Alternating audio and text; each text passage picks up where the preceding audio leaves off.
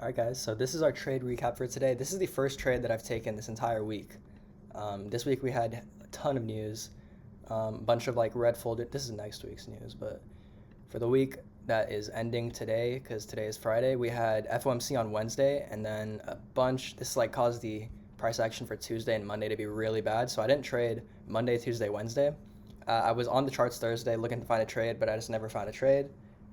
There were easy longs on the 1 minute chart, but I don't want to use the 1 minute chart anymore because it's too risky and I have a funded account. So I'm trying to be super safe with my trade selection. So today we had no news, so I was wanting to take a trade, and let me show you guys what I took. Okay, so market opened on this candle right here. This is MES and MNQ. I'm using micros now because I'm trading this, or I did this trade on the funded account and the combine. So going into market open, every single session draw was swept except for London low, which was right here. I'll mark it in blue. So London low is the blue line. Going into market open, we had swept a ton of hourly draws and session draws. Asia high, London high, those are all swept. So I was looking for shorts to London low. And I know exactly what I did wrong with this trade, and I'll get into that right now. So basically, what happened was on market open, we were, like I said, we swept all these draws. And so I was looking for a short entry to take because a bunch of liquidity had already been swept. And so on market open, I was looking for a break of structure to the downside on the 5 minute. And that break of structure happened on this candle, or on this low right here. This black candle, which was market open, broke structure to the downside. And then after this break of structure, I was looking for a retrace.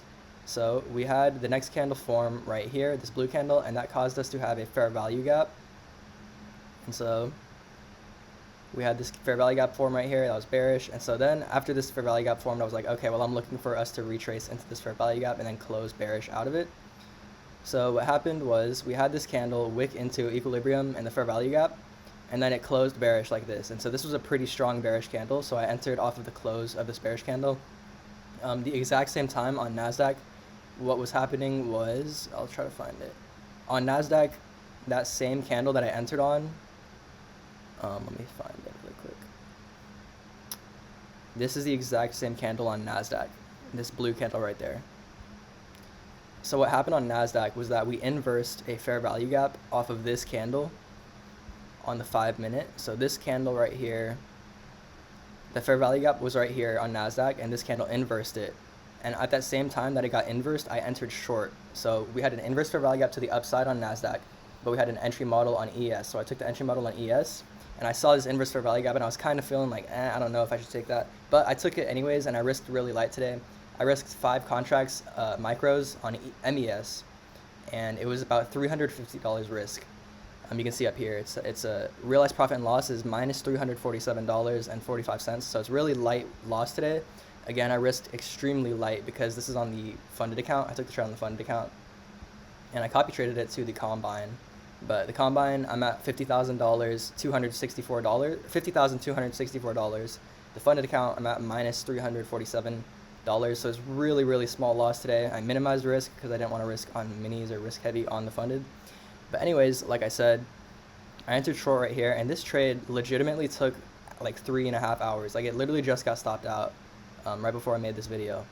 But yeah, literally like 5 minutes ago got stopped out.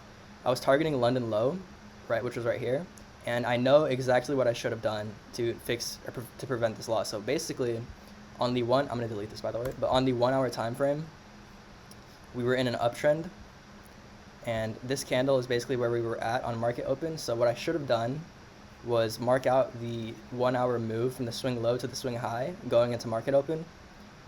Marked out equilibrium for that 1 hour move, and what I should have done, which I realized as I was in the trade, I was like, shoot, bro, was marked out equilibrium, which is right here on this green candle.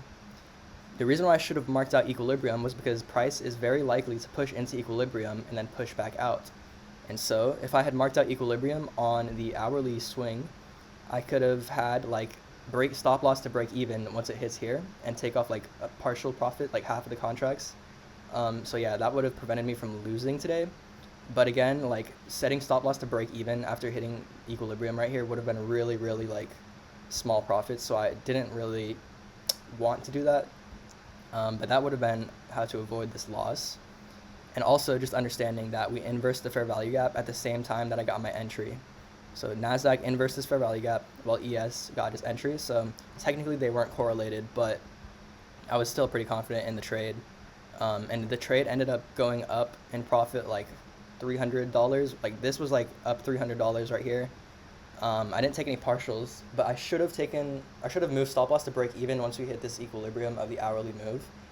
And then maybe taken like 2 contracts off right here or something, just so I had some profit. But if I did that, I would have made like $80. So it's really not that big of a deal. Again, we risked super lightly on this, so I didn't really lose much money. But yeah, that's the trade of the day that I took, and it took literally 3.5 hours to play out.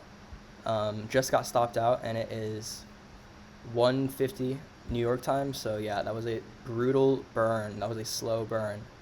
But yeah, that's it for today's trade. We're down $347 on our funded account, and we're at $50,264 on our trading combine, or our eval. So yeah, going into next week, we've got really good news. You can see on Forex Factory, there's no like high impact red folder news, like there's no CPI, there's no FOMC. The highest impact news that we have next week is PMI 15 minutes after market open on Tuesday. So every single trading day is going to be, or every single day is going to be a good trading day. The only day that you should like kind of be careful of is Monday, because it's no news. So Monday that are no news tend to be slow.